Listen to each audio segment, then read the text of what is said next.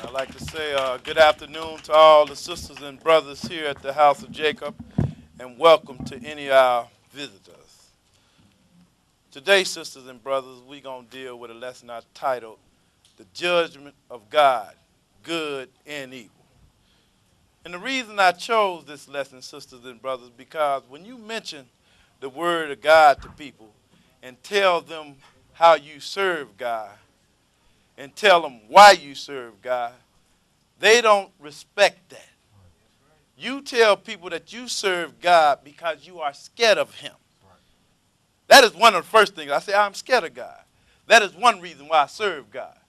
And second of all, he's got a lot to offer me if I do what he say.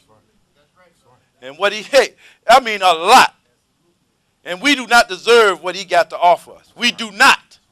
But it is because of his mercy and he's long suffering for this man that he's going to do this for. And in order to get what I got coming, I got to do what he say. And the things that the Lord say do, it is not hard, sisters and brothers. It truly is not hard. Because if you do what the Lord say do, it is good for you. Everything God say do is good for you and your benefits. I was talking to a brother today. And, sometimes I have to work on the Sabbath, but the Lord is merciful where I can come at least and sit down with my brothers and sisters and keep his commandment by having a holy convocation. Because there is no commandment you cannot keep that God gave you. You understand? Due to this captivity we in, we can't do certain things. However, the Lord always make a way for you to do what he say. But I was talking to these brothers, and I told them I had to keep the Sabbath. And I had a phone call. They said, what, your family cooking? I said, no, brother. On this day, my family do not cook. And they say, that's crazy. I say, what's crazy about that? I say, do you read the Bible? Yeah. Do you believe the Bible? Yeah. Well, the Lord said to his people, do not kindle no fire on the Sabbath day. Say, so what you do? You don't eat? No, I eat. I eat a lot. I just don't cook. Well, they say, well, I can't serve no God like that. I say, well, hold up, brother. Do you ever go throughout the week without cooking at all? He said, yeah. I say, so do I. I pick one day that the Lord say don't do it, and I do it. What's wrong with that? But then you have people that serve God. When you tell them if you do those things and God will get you, they say, God won't do that to you. These are the ones that don't believe in God. I expect that from them. But when you have people that are serving God tell you the Lord will not do anything to you if you do wrong, I have a problem with that. I have a real problem with that. Because if I can do whatever I want to do, why am I serving God? What is the point? So what I'm going to do with, because people think God will not do nothing to you if you do wrong. That he is all lovey and dovey and want to just cuddle you all in his arms, despite whatever you do. And they think God will not do evil. But I'm going to show you in this lesson that is so far from the truth, sisters and brothers. We're going to start this lesson off in Isaiah, the 45th chapter. Isaiah 45 and 5. Because God is to be feared.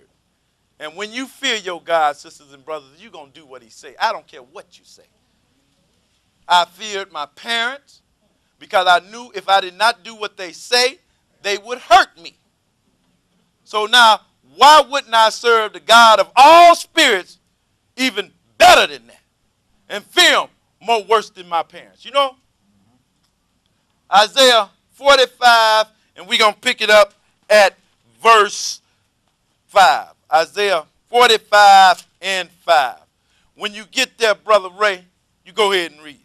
I am the Lord, and there is none else.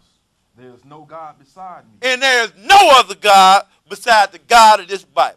I have never seen no book written like this that called the end and the beginning. Right. Called everything. And it's coming to pass. We looking at prophecy come right before us. Because I don't think we got that much longer, sisters and brothers. I truly don't. Because prophecy is being fulfilled right before our eyes. Everything the scriptures have said has came to pass so far. You look at all these other gods, all these other so-called holy books. Ain't nothing they said came to pass. Most of it have came to naught already. Go ahead and read. I girded thee, though thou hast not known me, that they may know from the rising of the sun and from the west that there is none beside me. And there is no other God, sisters and brothers. No other God but the God of the creation, with which we have his word today. This is the uncut word of God. You cannot get around this, sisters and brothers. The Lord, this is a history book, and it's most of all, it is a book that will get you salvation. Go ahead and read. I am the Lord, and there is none else. I formed the light and created darkness. I make peace. See, the Lord, he make peace, and what else he do? And created evil. And he created evil. So if you do something wrong, don't think God will not bring evil on you, because he is the one that created. Go ahead and read. I, the Lord, do all these things. And it is the Lord that do all these things. I remember years ago when the Lord was shaking his fist over this United States. I'm talking about he was bringing catastrophes one after another. Hurricanes, thunderstorms, and all that, bringing floods all over this United States. And it was a well-known minister here in Chicago who said God did have nothing to do with that. And I said to myself, it's obvious this guy does not read his Bible. Because can't nothing happen unless God allows it. Let's go to Amos, and I'm going to show you. The Lord going to show you in his word. Can't nothing happen without God being in control of it. You know, people think Satan, you know, he out here doing his own thing, doing whatever he want to do.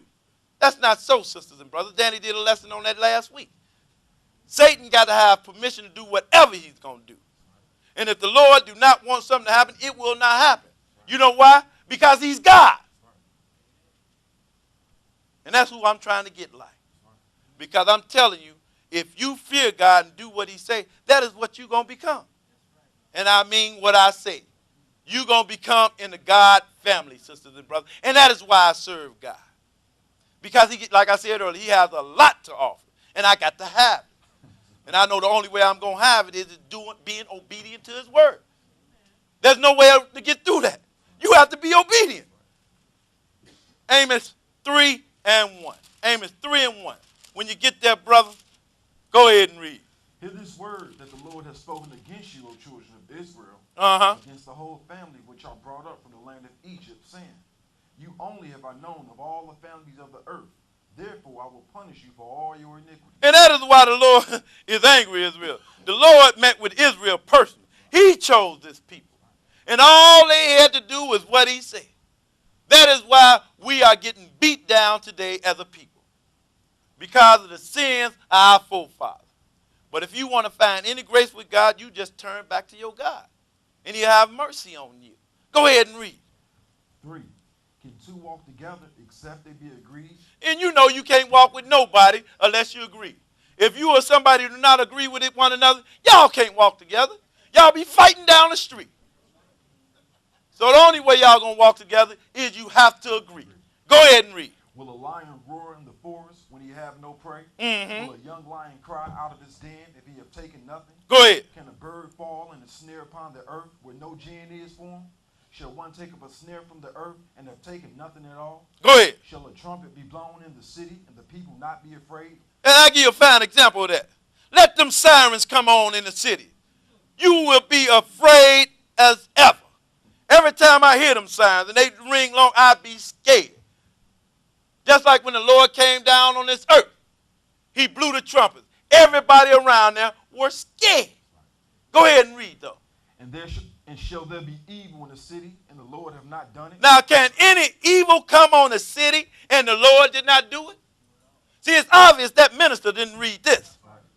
Can't nothing happen in the city, and the Lord didn't send it. The Lord, he just told you he created evil. And the majority of the time when the Lord sends evil on the city is because the city have sinned. I look at some of the cities the Lord brought some havoc on. They dealing with all kind of